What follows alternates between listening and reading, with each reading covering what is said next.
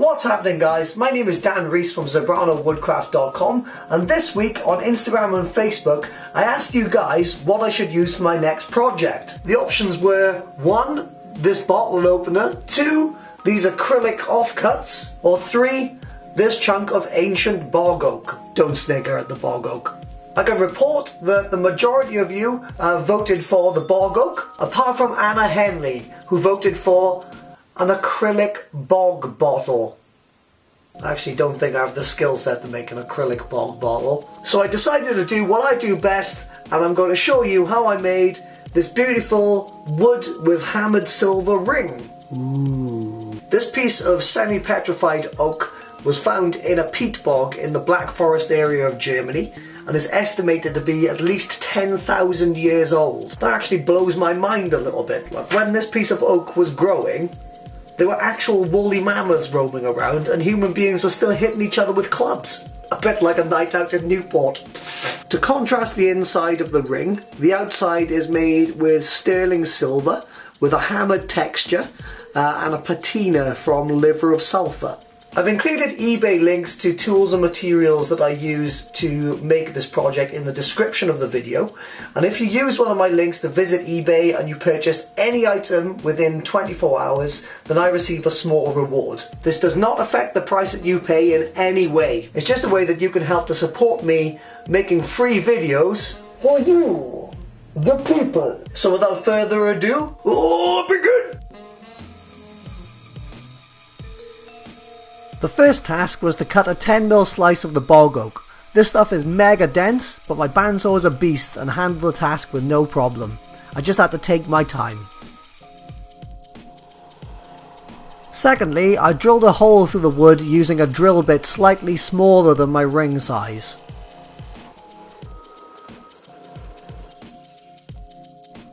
When this was done, I used my caliper to mark a circle on the wood that was 2mm wider than the hole. And then, with my line marked out, I roughly cut the ring to shape on my bandsaw. I continued shaping by using a sanding disc on my lathe, and when the piece of wood resembled a ring shape, I mounted it on a spindle on my lathe and smashed it with a 120 grit sandpaper to make it perfectly round. And that's basically how you make a wooden ring. I needed to get the bog oak nice and thin, and I think I did a pretty good job using this method. Now it's time to make the silver ring component.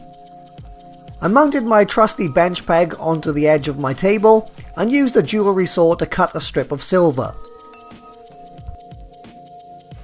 To make the silver strip soft enough to work with, I annealed it with my soldering torch and left it to cool. I used a half round nose pliers to bend the silver into a rough ring shape and made sure the edges were touching.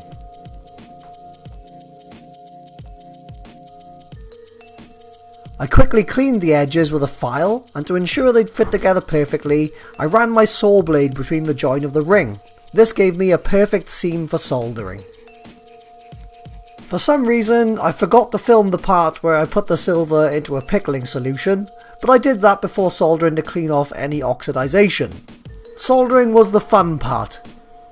Dangerous, but fun part.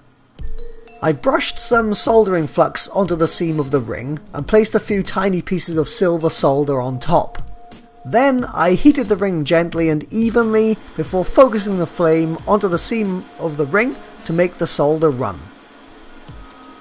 I probably went a bit over the top with the heat, but hey, it worked, so I don't care. After another bath in the pickle, I used a rawhide mallet and a steel mandrel to hammer the ring to shape. I kept stopping to check the inside diameter of the silver ring to ensure it would fit perfectly over the wooden ring. This took some patience and some accuracy. When the silver ring was a close fit, I mounted it on my lathe and cleaned up the soldering join with a file and a few grits of emery paper. This gave me a smooth and even finish to work with. Back on my steel mandrel, I used a ball peen hammer to put a texture on the ring, and this process actually increased the size of the ring slightly, so it was the perfect fit for the wood. To achieve a dark patina on the silver ring, I dunked it into a liver of sulphur solution for about 1 minute. It's pretty cool watching silver oxidize before your eyes. By far the most nerve-wracking part of the process was gluing the silver and wood rings together. I found a wood offcut, wrapped some electrical tape around it in case it got glued to the ring, and mounted the wooden ring onto it. Then I applied an even coat of thick viscosity superglue and just pressed both parts together. I wiped away any ooze and the ring was nearly complete. I flattened off the edges of the ring on the disc sander, and then I sanded the inside with a few grits of fine sandpaper. The bog oak was easy to sand and finished up smooth as butter. I used a few grits of fine emery paper to clean up the edges and the outside of the silver ring, and after hand sanding, all of the details from the hammered texture really came to life. The ancient oak had lain in a bog for millennia, so I saw no point in applying a complicated finish. It's clearly pretty resistant to the elements. A quick application of jojoba oil was enough to make the dark grain pop and enhance the smooth feel of the ring. And that is how I made a hammered silver ring with an ancient bog oak liner. And I'm keeping it for myself.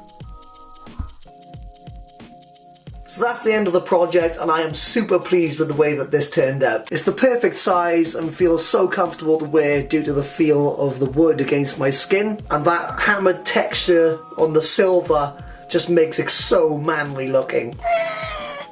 I enjoyed this one, and I hope that you feel inspired to make something too. You might also like the time where I made this glow-in-the-dark silver ring inspired by Star Wars. Or my last video where I made this spinning fidget toy thingy, which also glows in the dark.